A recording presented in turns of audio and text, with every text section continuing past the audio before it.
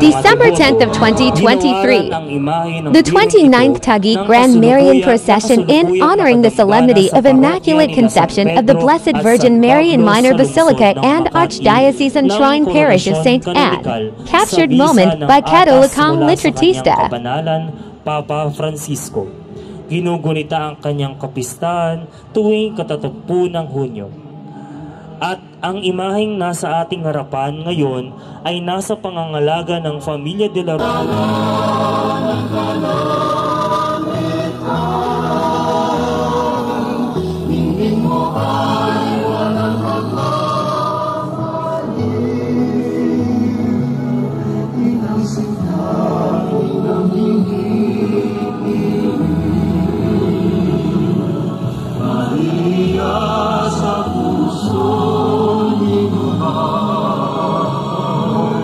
Ika'y